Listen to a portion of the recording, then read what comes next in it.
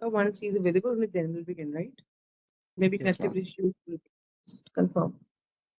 Right now I can't see, sir. I think connectivity issue होगा थोड़ा बहुत. The हर जगह connectivity चल issue. रहा है. Yes, ma'am.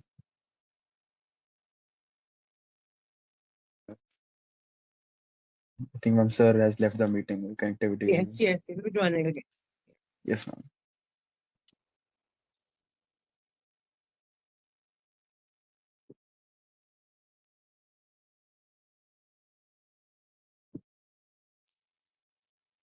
It was since before 6 months when the companies raised the prices of net and all. Since then, there's no connectivity. It's like not even Wi-Fi is not even personal data and all. Nothing is working properly. Yes, ma'am.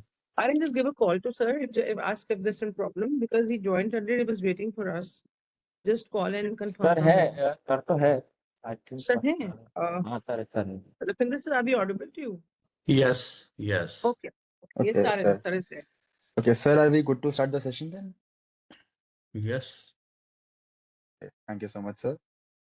So, good evening, everyone present here, and I welcome you all to the third day of the Faculty Development Program organized by SSIS RGNUL in collaboration with Law Teachers India. I am Aryan Gupta, third year student at Rajiv Gandhi National University of Law, Punjab, and I'll be your moderator for today's session on understanding and designing responses to the structural and infrastructural aspects of higher educational institutions.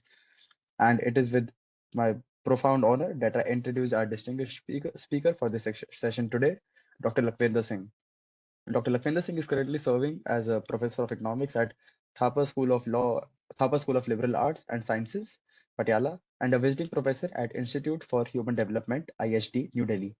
He has been the president of the 65th Indian Society of Labor Economics Conference. Prior to this, Dr. Singh has been professor and head Department of Economics at Punjab University, Patiala, where he founded the Center for Development Economics and Innovation Studies. He has also served as a senior economist at the National Institute for Public Finance and Policy, New Delhi. Dr. Singh has been awarded the prestigious scholarships such as the Ford Foundation Postdoctoral Fellowship in Economics and Asia Fellowship of International Institute for Education, New York. He has held several visiting positions, including at the Yale University, USA, Seoul National University, South Korea. Dr. Singh has teaching experiences of more than 32 years and has successfully supervised 21 PhDs. Professor Singh is coordinator of Indalex, a chapter of Globalix in India. He is founding editor of Millennial Asia, an international journal of Asian studies since 2009, which is published by Sage and indexed in Scopus and Claritative Analytics. He has contributed 10 books and more than 100 articles in various reputed journals and leading national newspapers. He has authored Agrarian Distress and Farmer Suicide in North India, published by Rattlegate in 2020, second edition. His recently edited book is Reimagining Innovation System in the COVID and Post-COVID World, and his specialization, Development Economics, Innovation System, and Regional Economics, Area Studies, and Punjab Economy. So, without any further delay, we are truly honored to have you, sir, today, and the platform is all yours. Thank you so much, sir, for agreeing to be a part of this FDP. Our General and Law Teachers India, Dr. Kalpesh and I, we are folding our hands. Thank you. It's a great matter of grace for us. Please, on to you. Thank you. Thank you. Thank you. Thank you. Shall I share my slides? Yes, so sir. I didn't just see it such as we're all comfortable. Sure, ma'am. Sir, you can share your slides, or if that's inconvenient for you, you can send it to me and I can share it on your behalf. Is it visible now? Yes, sir, it's visible. Yes, sir. Slides are visible. Okay. Yeah. That's nice. First of all, I feel honored and privileged to be invited in this very important program on developing pedagogical and research skills by the Rajiv Gandhi National University of Law. And I'm really grateful to Dr. Jasleen Kevalani, as well as Dr. Kalpesh Kumar Gupta ji for inviting me to make an interaction with very learned scholars across the country. And I'm always happy to accept their invitation because I know that she has been conducting very seriously all these kind of programs, and programs in the past have been very, very successful and have a lot of impact. And that is the quality of the program is always good. So the Rajiv Gandhi National University of Law is always close to my heart. Whenever there is an invitation, I usually, if there is no other engagement, I prefer to be here because this is close to my heart. So thank you very much for this, and I welcome all the scholars who are participating in this particular kind of program. My slides are relatively very indicative ones, and usually I will speak more from the experience, and I would like to have more discussion rather than a lecture so that we will be able to learn together. So my approach will be very simple to remain on the topic, that is understanding and designing responses to structural and infrastructural aspects of higher education.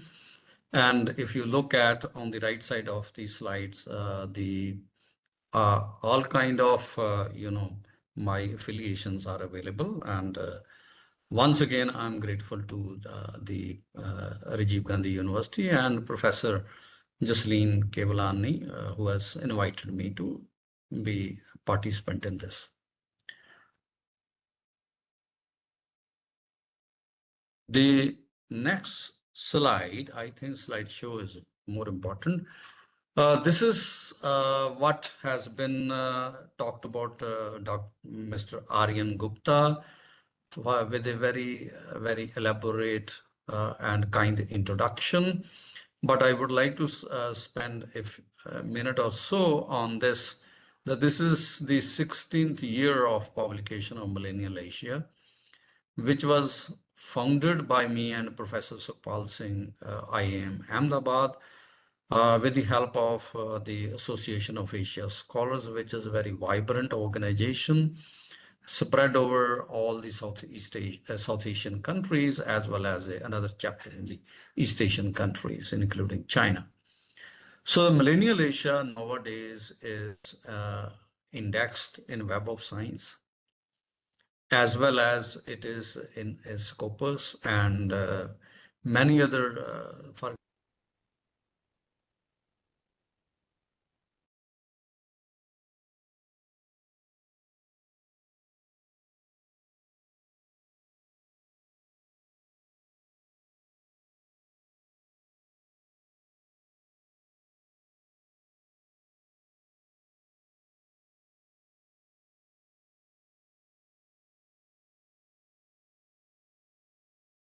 And some activity. Yes, ma'am. I think sir has been logged out of the meeting. Okay, no, sir has rejoined. It's okay, we'll wait. No issues. Sure, ma'am.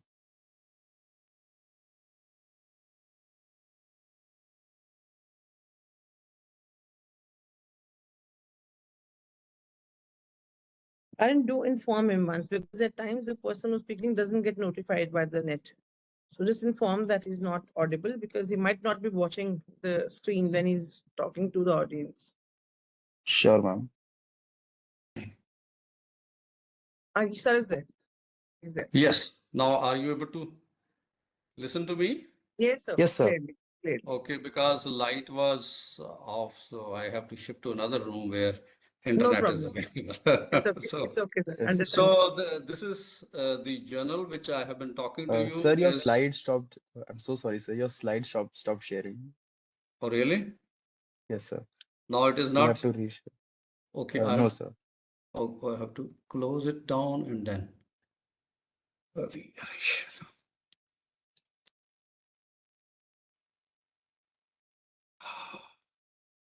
Stop sharing. Cool.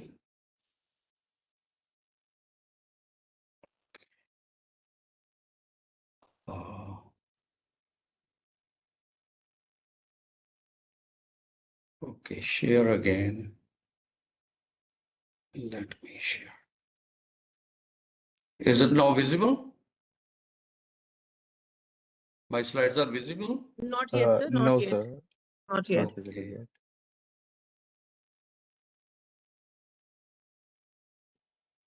Okay.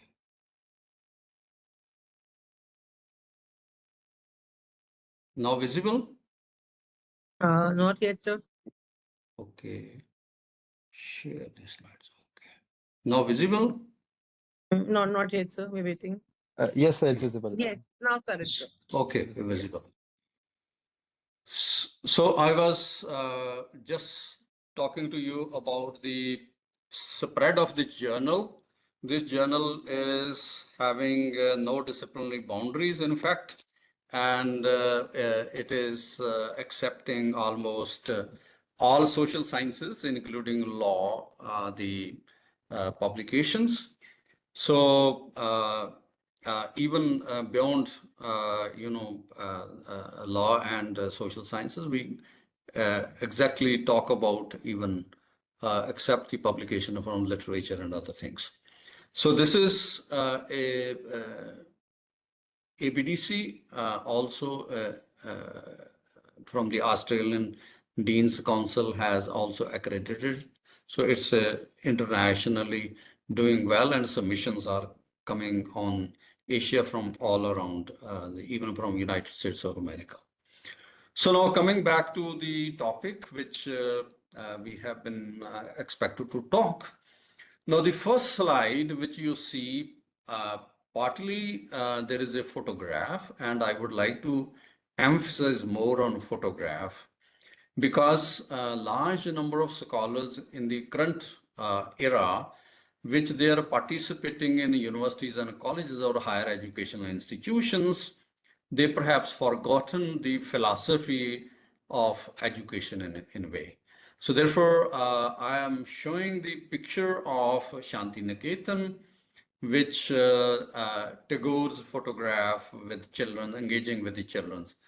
I have been also visited Shanti Niketan and sat on the bench where Tagore was sitting and teaching the students. So now he was sitting under the shade of the tree and imagining that, their thinking has no boundaries. Education, which ignites the minds of the humans, have no boundaries, neither upper side nor in each one of the left or right or in the back. So that means you are very open-minded kind of thing. So that's the philosophy of education, is to open the minds of the people without any limitations. But it is not only Shanti Niketan. I think I have visited several universities in Europe, North America, and in Latin American countries. Most important university in the world to name Yale University, where I have spent a year's time. I have not found any gates or walled kind of thing.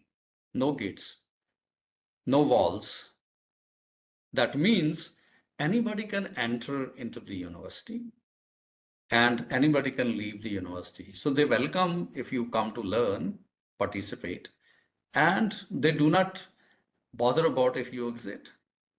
Now, in contrast to that, large number of Indian university, you are feeling gated, very difficult to enter. They will ask you why you are coming to this university. And I have seen that I went to Cornell, Harvard, no gates, and it's open. And most of the colleges and the universities are made that you are welcome always. And there is no, restriction on entry of the people. So that means they always welcome with the freedom, and philosophy is open-mindedness. You welcome everybody. And this is a contrasting view of the kind of universities which we have with us in the current way. And when I enter into the Rajiv Gandhi National University of Law, I always believe that there's so big a gate where you have to enter, and enter is restricted. So therefore, you'll find that it is even in Oxford University, United Kingdom. I went there, I have not found any gates over there. So openness. So openness, freedom is very important. That the knowledge the way. And I think that Tagore has almost a similar kind of philosophy of the kind of universities which he might have imagined and tried to develop one in India.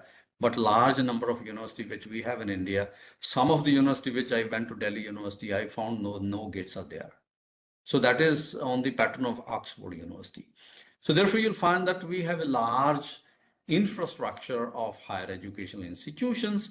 Largely, you will find that those are gated. So that means we have not really, looking into the kind of Tagore kind of philosophy in which the university as a system has been created.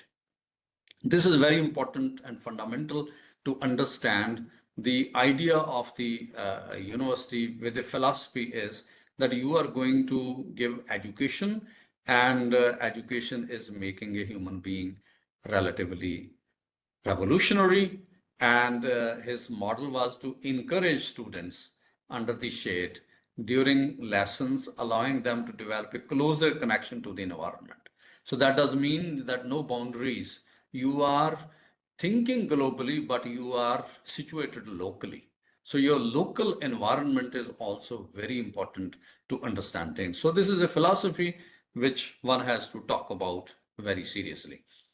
So if we look at that, how this philosophy has been transformed as three revolutions took place in the higher educational institutions globally, and leading happened to be the India in from 5th to 12th century, and other universities which started up to the 19th century. The idea was what has been talked about by Rabindranath Tagore. So there is a second revolution which has occurred in the post-industrial revolution, higher educational institutions, where you'll find that the emphasis shifted from the cultural preservation to the particular emphasis on science and technology. And you'll find that this is called that Humboldtian revolution, which a German scholar has started a university system, and he has conceptualized how university actually looks like, and it is a more of a production oriented rather than looking into the previous kind of things. So the third very important revolution which has occurred in the 20th century, that is progression of universities from just a teaching focus to actively promoting knowledge transfer, and they should contribute in the economic development. But these three revolutions has been noted in the textbooks as well as in the research books. But the fourth, which is going now, is the concept of an entrepreneurial university, which I will talk a little later. So these are the three revolutions which have changed the university system in which we are nowadays.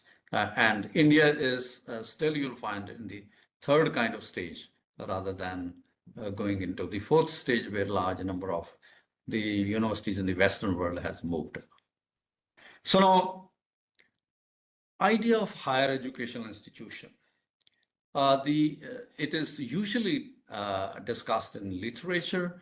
John Henry Newman given lectures in the mid 19th century in Dublin University, and then later on in 1852 he published all the lectures in the form of a book. That book is everybody should read, because this is John Henry's idea of a higher educational institution, or we can say a university.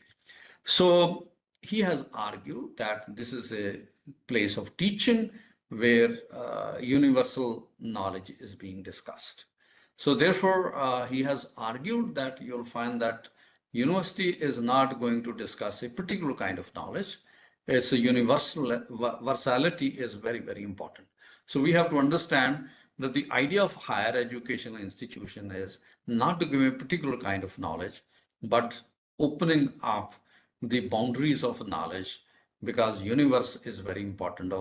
In the present days, we can say, is you are in the global world, and you are a global scholar also, which later on I will talk to you. The important issue which they have talked about is that he has argued that higher education plays a critical role in shaping societies by advancing knowledge, driving innovations, and fostering intellectual curiosity. So therefore, it is not just about earning degree diplomas. It's not only the skills which we are going to talk about, but it is how knowledge is being created, passed down, and application across generations. This is very important, that how the university has to function, and that is even in the middle of the 19th century, it has been talked about. So now, let me talk to you that the academic engagement in knowledge is very, very important, because usually the system of the higher education institutions is expected to transition the scholars from knowledge consumers to knowledge producers. This is a great transition. It is not simple one. It requires huge amount of investment. Largely the people who come, they want to spend few years and they want to go out, and transition largely remains incomplete. So when you talk about the pedagogical development of especially research skills, it is important that the higher education institution from the foundations level try to build the scholars in terms of producers of knowledge, but largely very few are going to be successful. When we look at the performance of the Indian universities, ultimately you'll see that the total amount of knowledge produced, which we can say is enlisted in Scopus as well as Web of Science journals, it is actually the knowledge which 28% of the knowledge is being produced by the higher education institution, including universities and colleges, but the research institutions are producing the rest of the knowledge. And what the university system exactly is expected to do is to build capabilities. Okay, building capabilities is very, very important. And how capabilities are being built, I think this is one workshop which is dealing with this kind of issue, and talking about that, how actually we should build capabilities. Interaction among the scholars is very important. Asking scholars questions and then go back and find out the answers of those questions, because when you discuss, critically examine things, you try to understand partly what is happening, but you'll find that it requires a deeper kind of understanding. So therefore, capability of critical thinking to discard the existing knowledge, try to build the new propositions, new knowledge is very important, but this requires huge amount of investment, and investment is both in terms of the time, in terms of resources, in terms of time taken out from the family and other occupations. Therefore, concentrating on this is very, very important. So now, how we are in a global situation where you'll find that on the one side, we expect the scholars should be able to try to build their capabilities, but the knowledge transition which is happening is very fast in nature. It is becoming commercial oriented, and therefore you'll find that sometimes people believe that why to build capabilities, and if you are not building capabilities, then you're going to be in a transitional period, which is from public to private. If you look at the R&D done by the knowledge production investment done by most of the developed countries of the world, at current period of time, more than 70 to 80% of the investment is being done by the private firms, and therefore you'll find that they believe that commercial orientation of knowledge is very important, and their investment in the fundamental research, which we have talked about, three revolutions in the higher education institutions, which has happened over a long period of starting from 5th century to the 21st century, you'll find that those has been largely remained in the public domain. Nowadays, we have the fourth industrial revolution as well as the fourth revolution in the higher educational institutions, which are now largely dominated by the private enterprises, as well as universities which are going to be private. When the student is expected to enter, they charge high fee, and then you are going to exit. They give you a certificate to go to the market. Whether you are able to successful or not, they do not bother about you. So therefore, in earlier three revolutions, the knowledge was pursued as a public good. That means it has an externality, and the investment was expected to be done by the government and other public institutions, because you'll find that long-term investment in knowledge generates knowledge as a public good. So largely, you will find that the professors who are delivering lectures, they transfer knowledge, and you'll find that their knowledge are almost freely accessible, and that's why you'll find that knowledge continue to remain as partly or largely public good. But World Trade Organization in the year 1994 has taken TRIPS as trade-related intellectual property rights as part of the engagement and regulatory mechanism.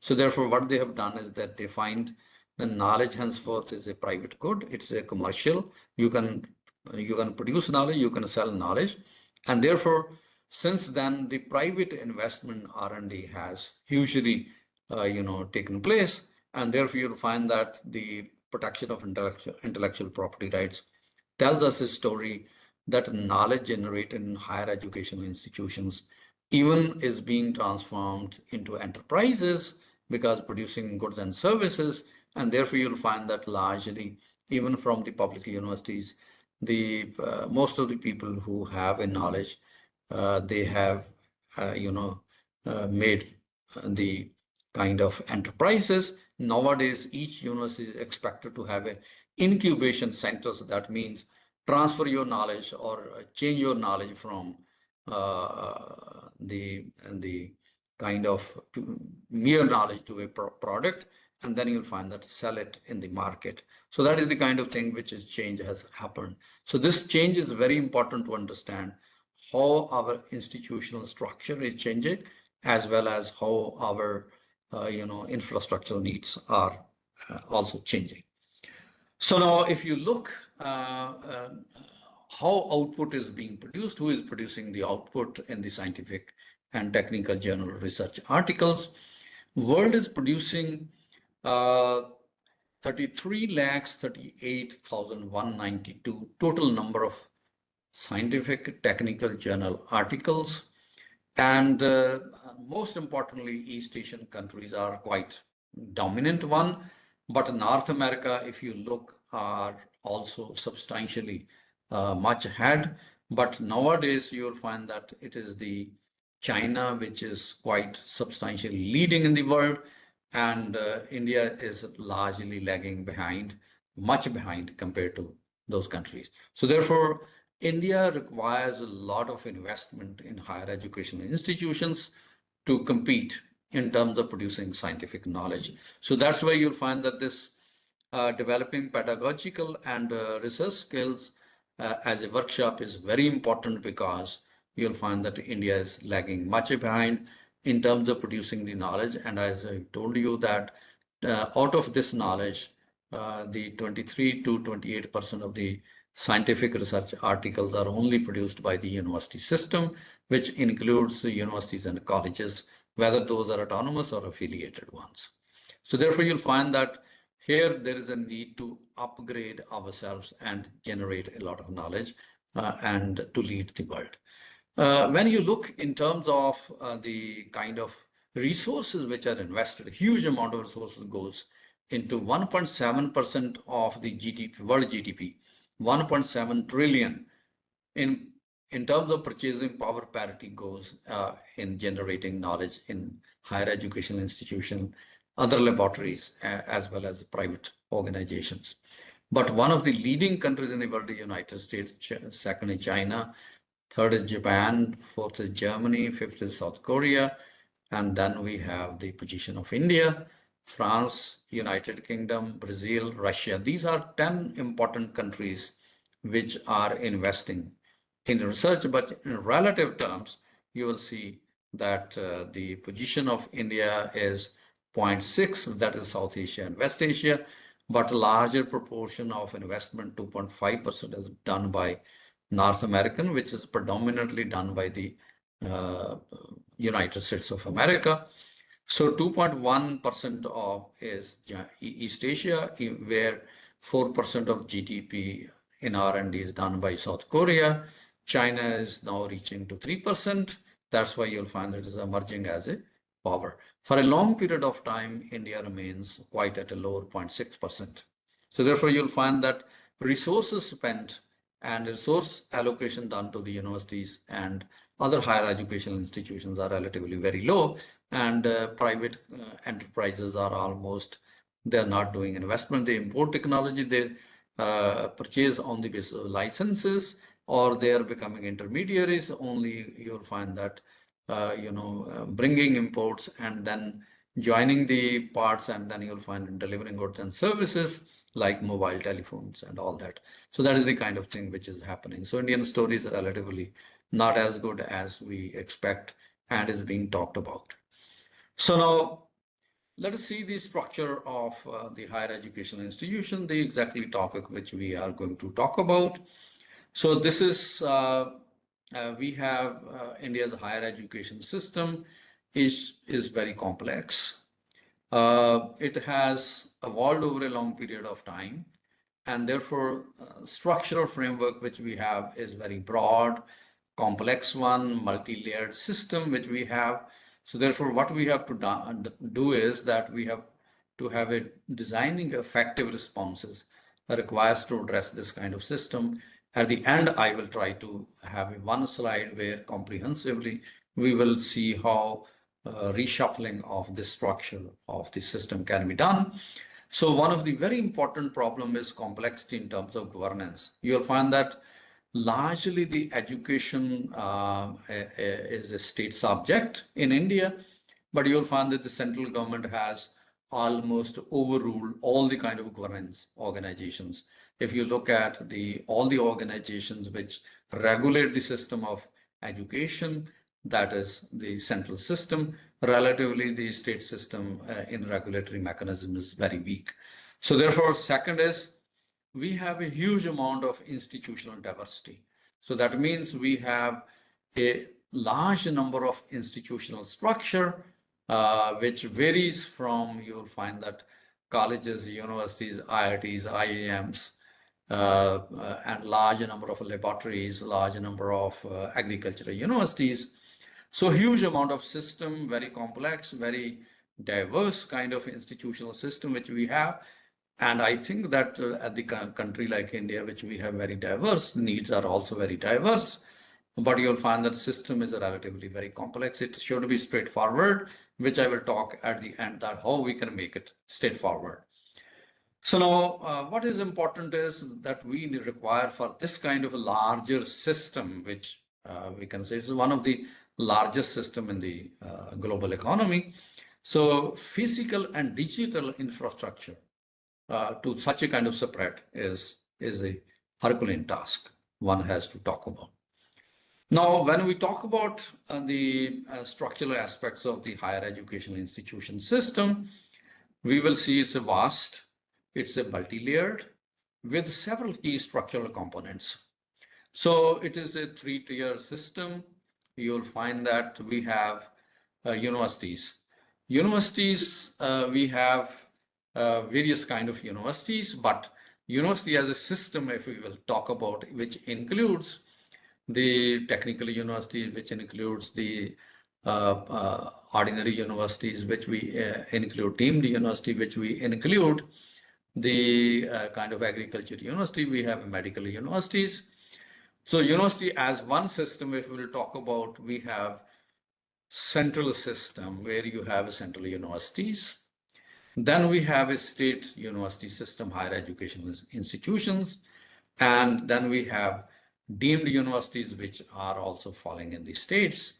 And then we have public versus private universities. And you'll find that this is a very, very important to talk about nowadays, that the importance of private universities is increasing over a period of time. So then we have colleges which are largely in the central university system. We do not expect that the colleges are going to be affiliated, but some of the universities do have, central university do have affiliation of colleges or the constituent colleges, but you'll find that what exactly the colleges are doing, they deliver undergraduate and postgraduate education degrees. The third very important aspect is courses. Courses offered in the various disciplines and specializations, you'll find that these are largely regulated by the central bodies. If you want to start a new degree in the state level, perhaps they say that this is not in the system, so therefore you will not be able to do such kind of new degree kind of situation. However, private universities are allowed, but publics are relatively adhering to the older kind of rules. So we have regulatory bodies which are multiple layered in nature again. So they will be, not having catering to one system. When you are in a particular university, and if you are going for general education, you have to go to UGC, but if you have to technical, then HEIs, and if you have to go to the law kind of, this is another kind of, and if you want to go to medical, you have to very different. If you have to have a teacher training, then you have to have very different. So that means we have the AIC, UGC, AICT, the NMNC, BCI, and NCTE. So these are the 4-5 kind of regulatory systems which we have with us. The structure is complex, and rule and regulations are not coinciding with each other. Therefore, you'll find that overlappings are expected to happen, confusions are expected to happen. Some people are getting the benefits of doubts, others are suffering from strict implementation of those kind of laws. On the other side of this, we have developed now a national assessment and accreditation system, which we have a council now called NAC that try to ensure quality through accreditation. But you'll find that when you look at the ranking, you will always doubt about sometime when you're reading in a particular university and you see the ranking is not matching with the kind of ranking has been assigned there. So there are serious problems in this kind of system as well as.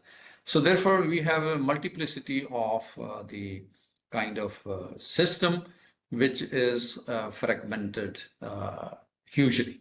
So we have a fundamental problem of this kind of structural system is that we have overlapping jurisdictions and multiple regulators, often lead to inefficiencies and lack of coherence. So that is very, very important. And even when you'll find that the new foreign institutions are expected to enter, they are going to make the system more complex as well. Now, infrastructure is largely of two kinds. One is hardware. You have land, building, and another physical infrastructure inside the building where scholars can be hosted.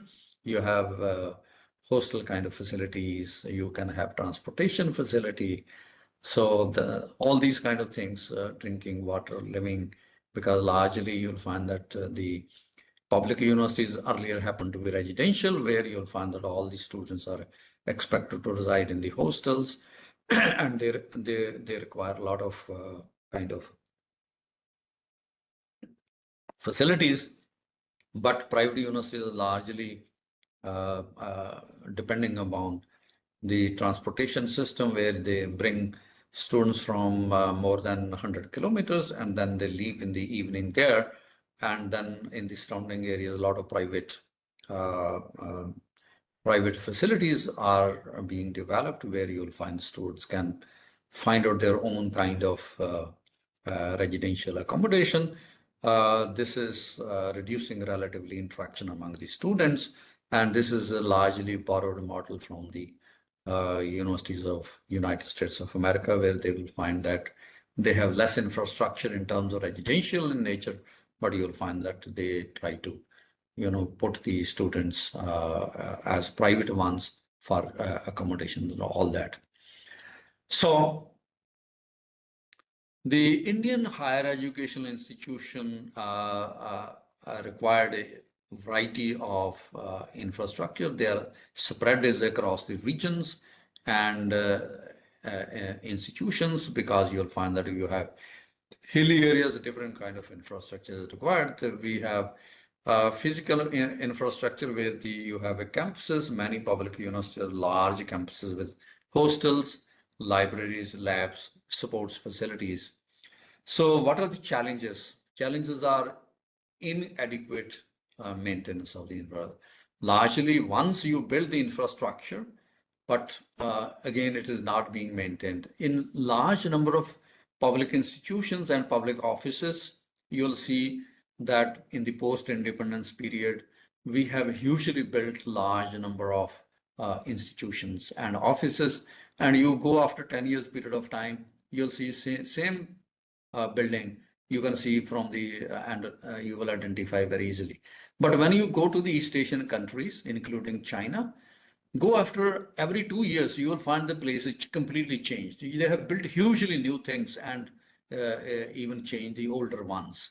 And you will not find that the same place again looks like again same. So they have, even, infrastructure, in terms of infrastructure, even the Western Europe, as in the Europe itself, as well as North America, now they cannot match with East Asian country in terms of infrastructure. So India is actually have not dreamt to turn to the level of the East Asian countries. India is required to move towards the East Asian countries, where the kind of facilities which are available and the kind of change and investment which happen in the infrastructure facilities, that is very, very important. And they upgrade so hugely that you will be able to surprise if you visit a year or 2 years gap to Eastern Asian countries and go to the university libraries. You will find huge amount of facilities. And then you'll find digital infrastructure is at your mobile telephones, computers, laptops, and all that. So the huge amount of infrastructure they have built, they are much ahead compared to the Indian university system. But nowadays, India is picking up quite well on this, but not still matching with the East Asian countries. So now we have also online learning platforms where you'll find that today's lecture is also online. But we have been hearing from Professor Jasleen Kevalani several times that she has done a lot of, MOOC lessons and all that. So she is contributing hugely in terms of that. So we have, even in a digital connectivity gaps, because the divide is still very large. Remote areas we have in most of the states where there is a limited access to online education. We have very less research and innovation facilities. We have teaching facilities, but research and innovation facilities are largely lacking. You will find that incubation facilities are in few of the universities. All the universities do not have. They have been selected, few to be financed, and their finances are relatively very low. If you compare to the East Asian countries, where incubation expenditure is almost equivalent to the expenditure of most of the universities in India. So that is the kind of expenditure they are incurring. So we have also centers of excellence. Some institutions have advanced labs and R&D centers, but when I visit the East Asian countries, including South Korea, perhaps we have no comparisons, the kind of labs they have.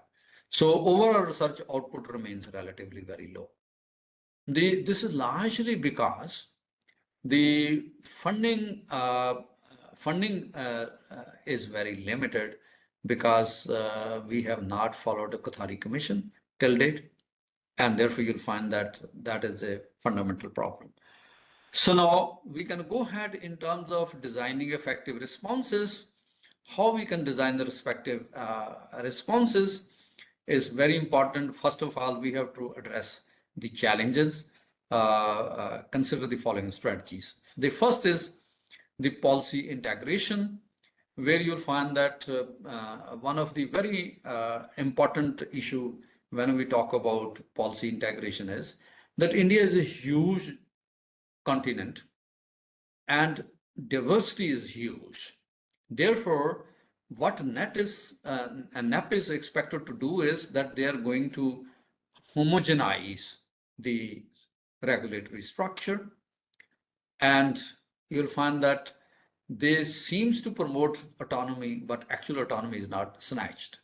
So what is important is that we have to, at the end, I will talk to you that what is the solution to this problem. What we have to do is that we have to bifurcate the responsibilities clearly, what center can do and what the state should do. So infrastructure investment funding is very important because libraries are largely underfunded, and labs as well as the kind of research facilities are relatively underfunded. So now most important aspect is public-private partnership. We are expected to collaborate or encourage collaborations for building smart campuses and tech-enabled classrooms, but fundamental problem is the private wants to get the knowledge of the public institutions, but you'll find that they do not want to pick up or bear the cost. So most important aspect where India lags is it's the quality. Quality of teaching and research is not up to the mark. So therefore you'll find what we have to do is that here a lot of rechurning is expected to happen. How we can do it? I think one of the very important aspect is the human capital investments is very important. So inclusive access, expand digital infrastructure and support for marginalized communities to bridge the education gap. That is important because a large number of newer institutions which are having the kind of better infrastructure, their fee structures are so high that largely the marginalized communities are not able to participate in that. So now the software as an infrastructure, which is, I think, for the research skills is more important. It is the investment in human capital, which is largely lacking. I think that most of the universities do not have the motivated, qualified teachers, which are expected to be the center of the teaching research skill base. So most importantly, what we have to do here is that, as in the first slide I have shown, that the Rabindranath Tagore was teaching under the shade of tree, a open kind of discourse. That means he has argued that in an open kind of discourse where there are no limits, that means there is a huge amount of freedom. Freedom from fear to ask questions. Okay, you can ask question to a teacher, you can challenge the policy, public policy, you can challenge the development model, you can challenge the education model. So that means, so you can ask n number of questions, and those questions should be treated without any fear. So that means the kind of human capital which you are going to create is without fear.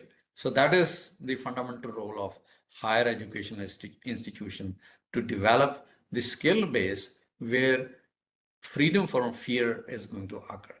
So here the human rights are very important to be followed, and we need the transition from the kind of intellectual tradition that should be inspiring, stimulating, and you'll find that teaching should be done with utmost care to nurture the scholars rather than you'll find that merely teaching. So what is happening here is that largely the universities and colleges system in India is primarily reduced nowadays, teaching to a secondary position, because the kind of system which has become ranking kind of system, that is actually counting numbers of both when you're teaching as well as you are doing conducting the activities. You are counting the numbers, how those are going to be considered for the good ranking of your institutions.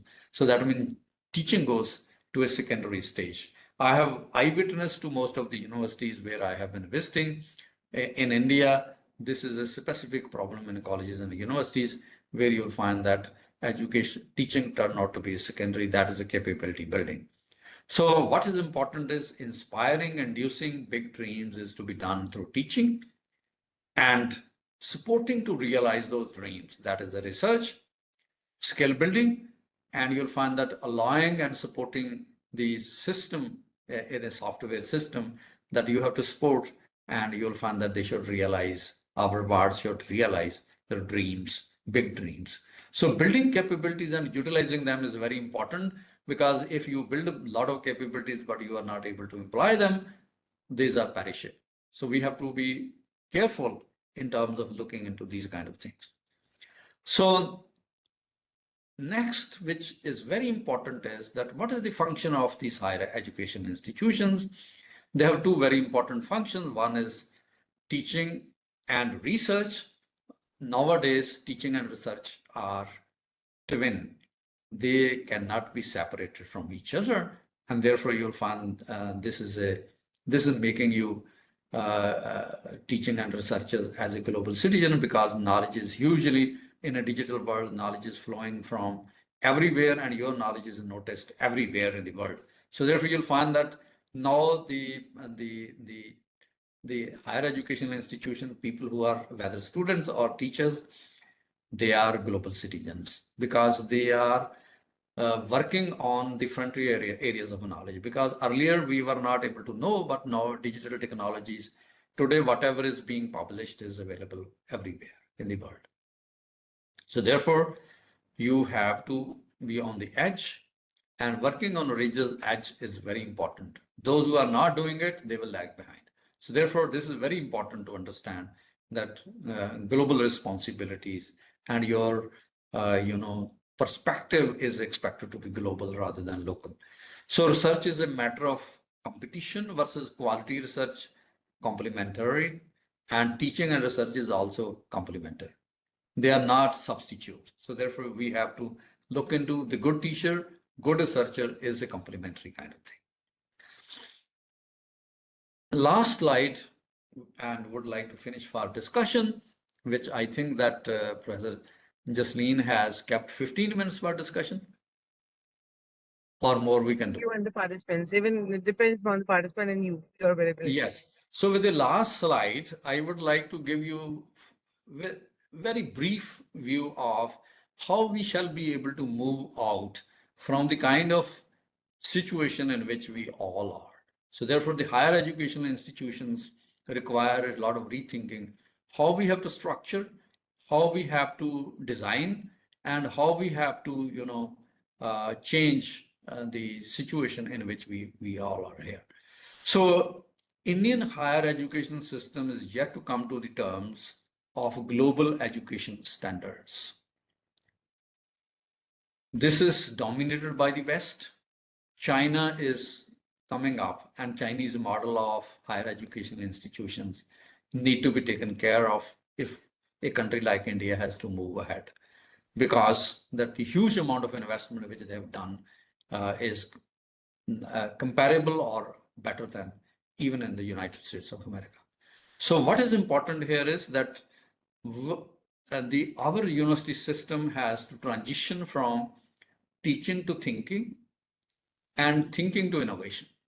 So these are two important transitions the higher educational institution has to make if we have to compete in the world. Because today people usually ask us when we go abroad, can you name one product which only India has produced, nowhere else in the world has produced? Can any new knowledge which we have produced today, which and the world is wanting it and nobody else has produced it? So our own economists and other scientists are also asking this question to themselves. They say, we are lagging behind. Okay, so therefore, this transition of teaching to thinking and thinking to innovation is very, very important, because we have to produce a unique knowledge which is not available in the world. So that is important. So entrepreneurial universities are there. Higher educational institutions are becoming entrepreneurial. What we have to do is we have to promote incubation centers. That means from teaching to thinking means new ideas, the ideas to be converted into innovations. Okay, so we need incubation centers everywhere, and in colleges and the universities. So that means we have to reorient our education to develop unique ideas, and those unique ideas to put to test for developing a kind of something new to the world. So what is important here is the investment shortage to investment sufficiency. I am not saying overload with investment, but what we have to do is that minimum amount of investment, at least the Kothari Commission, is to be followed. So private commercial education is unique in India. Largely, the Western world, you will find that it's the philanthropy which is supporting the education. It's not the commercialization. So in India, largely you'll find that it is not the philanthropy, it is the commercial education system which charging a very high fee, not scholarships, and therefore you'll find that you are exploiting the middle class, which are already squeezed in terms of giving them limited amount of salaries. Even you will find that in Punjab government, the DA of 15-16% is not being given to the employees. And then you'll find that their wards are giving higher and higher level of fees and structure. So what is important here is that what we have to do is we have to be globally competitive, but we have to build global as well as local networks. The higher educational institutions should operate locally, but they should have local as well as global networks. And therefore, government, industry, and people's participation is very important. So new departures are required. And how we can do is we have to go from homogenization to decentralization. Segregate responsibilities of education as by the Constitution of India. All regulatory, all institutions located in the state should be manned, regulated, and financed by the state government.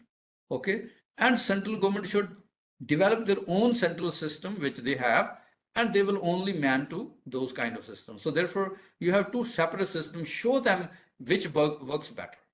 Okay, and competition can happen, and therefore no overlapping should be done. Nowadays, you'll find that all the state universities are regulated by the central institutions, where state has no role at all. So therefore, no overlaps should be there, but decentralization is the fundamental factor. So clear demarcation of the responsibilities of education, where NAP is centralizing, NAP 2020 is centralization. What we require is decentralization, opposite to that. So accreditation rationalization is expected to happen, and that should not be the kind of national state university should be accredited at the state level, and each state we should be able to find out that which state university education system is more competent. National should be central, should be separate, and local ones should be separate. But fundamental idea here is financial support, which is lacking over a period of time to both public and private universities always. And we have two kinds of private universities. One is grant and aid, and another are completely pure private. So therefore, those are commercial. Those should be philanthropy supported, and we have the financial support from the government as well as from the philanthropy in the public institution system. I should stop here. Thank you very much for patiently listening to me, and we can have now questions, and if you have. Thank you so much, sir. It was such a wonderful session. Not even a single line was to be missed. Aaron, on to you. Kindly read all the questions and let the audience interact. Fortunate thing for all of us. Thank you so much, sir, and thank you, ma'am. So, sir, we do have a few questions. So, I will read out the first question. The first question we have is, would it be a good idea to transfer HEI teachers across central universities, especially from established universities, to hinterland universities to disseminate knowledge, or should teachers continue at the same university for promotion of researchers? I think that the university system all over the world is designed in a manner that once a teacher is posted there, cannot be transferred. So that means this is which I have talked to you, that freedom from fear. The teacher should not have any fear that he or she can be transferred from one institution to another institution. So therefore, their freedom from fear should be there, because they have to generate knowledge. They have to be very critical.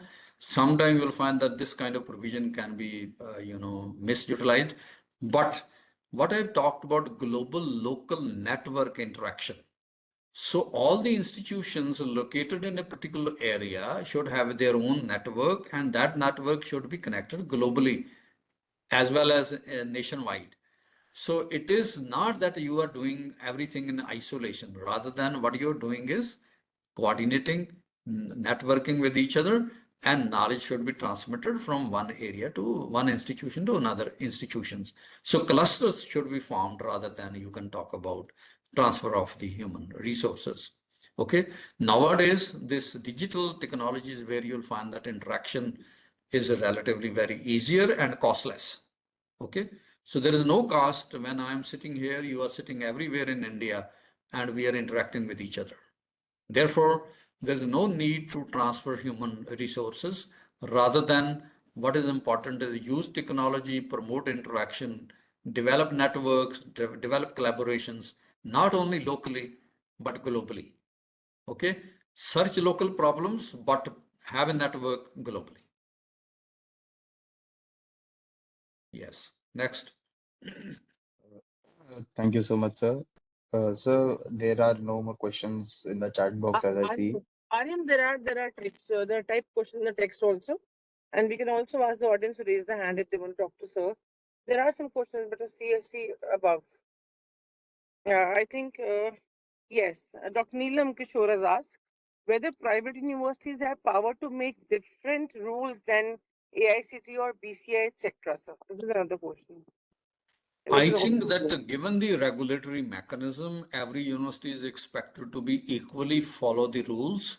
But largely, we have seen the private universities are overruling most of the regulatory organizations because they are very powerful, and therefore you'll find that the public universities are following the rules and regulation of all the institutions which are regulating, but private universities are evading those rules, and they keep on, commercializing the use of the education, charging fee, as well as delivering the courses which perhaps they have not even, prescribed. So private universities are a privileged one. You rightly stated, sir, sir. I need to. Yes. Yeah, Kalpit sir, please continue, please. No, but Please. recently, I would don't want to name those universities, like, this no rule regulations, they're offering these courses and they got, like I would say, they have been reprimanded by BCA, Bar Council of India. How can you run this kind of course, having this kind of nomenclature? Faculties, I don't know. And then those some regulations, for example, sir, like the qualification of faculty member. They are from foreign university. There is a qualification. What about the NET and PhD? Nothing. It's not applicable to those that I don't want to name here right now. But again, sir, must be knowing that thing. So Right. those things are there. And sir, you rightly stated, like I'm working in the startup ecosystem, and then incubation is very relevant nowadays. We have to focus on innovation, and fortunately, I'll be going to GNDU Amritsar. So they have set up like Golden Jubilee Center for Entrepreneurship Innovation. So next month I'll be going. So it's good. States are doing, and some state. I'm from Gujarat, so sir, we are keep talking about the business startup. So and there's some, some of the states also, you rightly pointed out, we have to focus on innovation with the help of incubation centers all over the years. That is for my shares. Thank you very much. Thank you. Thank you very much for this good comment. Sir, you talked about incubation centers. This is such an encouraging thing, but I think you are nobody better than you can understand this thing. it is not so easily readily accepted in the university or colleges when, specifically the junior ones or the beginners one initiate something. This is the, I think, trauma why a lot of people are not able to do something even if they can do some things. So आपने बिल्कुल सही बात Martunji बोली, is raising open. hand, so we can Yeah. ask him to ask a question. If I Yes, will, yes, Jasleen, I will speak with you as well. So sure, sir. let him, Sure, sir. First of all, let somebody participant. else who is asking question. Martunji can RNC. ask question now. Good evening, Uh, sir. This is Mrityunjay from Simla. Okay. Actually, it was fascinating lecture, and the way you connected the problem of defunding of education in India. And in particular, what I find puzzling is the process of uniformalization of education system, because uniformalization not only compromises diversity of knowledge creation and free thinking, but also it imposes certain ideology in the process of thinking itself. So perhaps India is still facing the colonial hangover of education, and that's why still we are not able to free ourselves from the perspective of uniformalization of education system itself. What is your take? No, I think that you are partly right that the freedom to the institution in terms of not going towards a homogenization of the curriculum and even the degrees which they have fixed that these degrees can only happen, you cannot change the nomenclature. So I think that the diversity is being reduced over a period of time in all the aspects. As globalization has happened, you will find that your eateries are global eateries have come in. So you are homogenizing your taste, homogenizing your kind of clothing system and all that. Similarly, you'll find that your higher education institutions are being through regulatory processes given a model curriculum. I think that the fundamental of the higher educational institution is that you should develop your own curriculum. So if you are not able to develop that, then you will find what is the use of the teacher's autonomy. If you are not able to teach, what do you want to teach? So I think in the Western universities, the teacher has a full, freedom to develop his or her own course and the way the teacher would like to evaluate the students. So that is only between teacher and students. So I think this is a university system in India, higher education institutions, where you'll find too much regulatory processes which are being done, and universalization or homogenization is being done. I think diversity is very important to be taken into consideration, and local needs as well as needs of the local wards which are studying in those kind of institutions. So I perfectly agree on this count with you.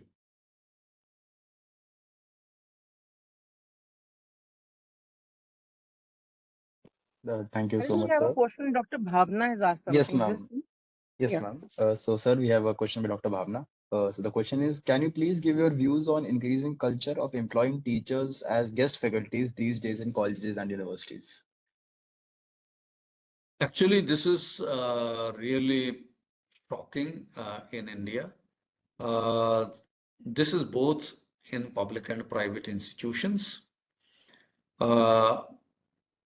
In higher educational institutions where you are expected to develop knowledge, and that knowledge is to be converted into innovations, I expect that this is a huge investment which is expected to be made, human capital, which I have talked to you in one of my slides.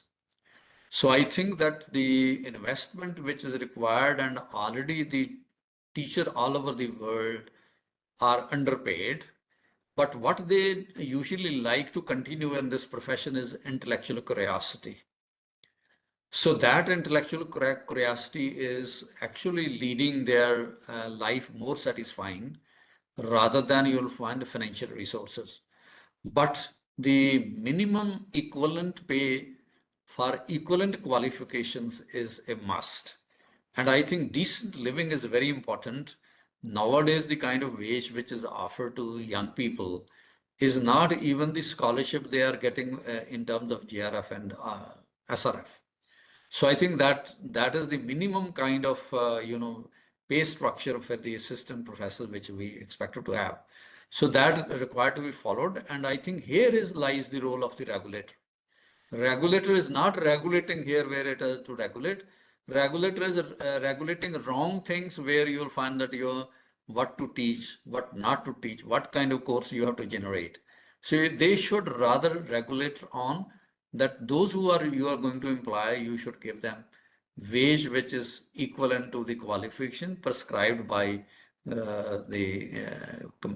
various commissions which have been prescribing qualification as well as the pay structure. So pay structure need to be followed strictly.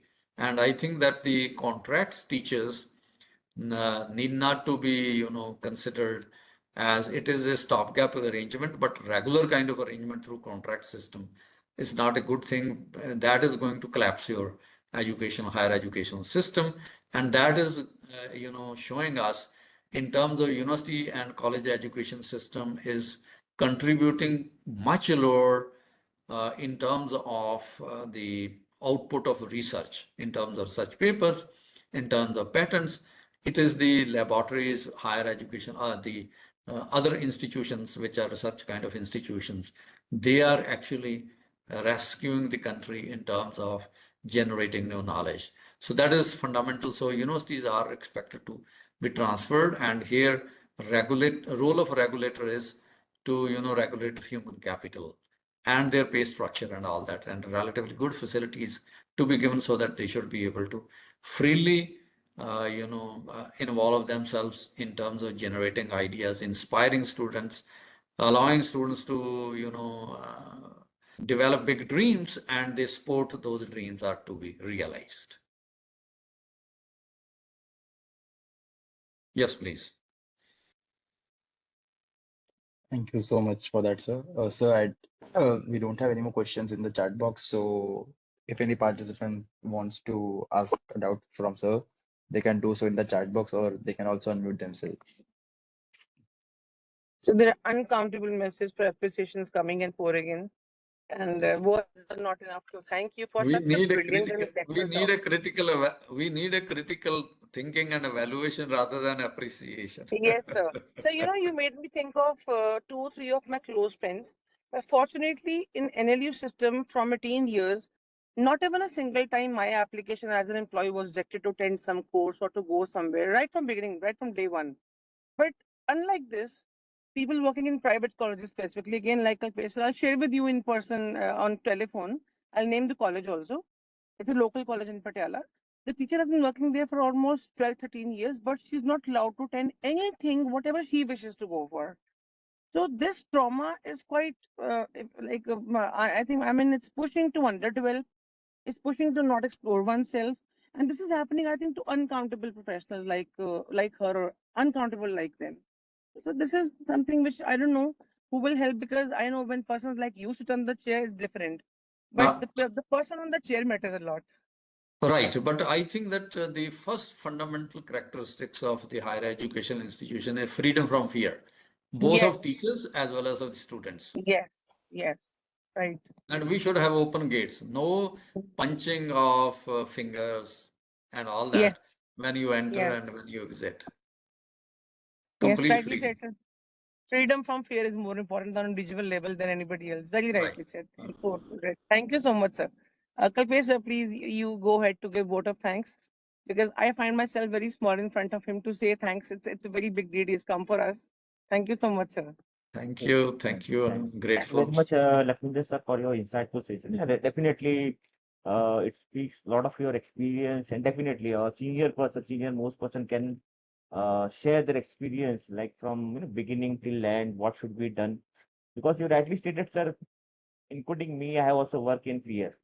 Job कब चली जाएगी we never know every day ये tension रहता है कि job रहेगी या नहीं रहेगी so most of the faculty members specially like sir in the private institution and sir in granting aid also this thing happening sir they are on contract I am from Gujarat so they are from they are from contract for 5 years what will happen after 5 years then 11 months 364 days contract sir you will be surprised to know And then if they're applying, I know some of my faculty friends, they applying in Delhi University.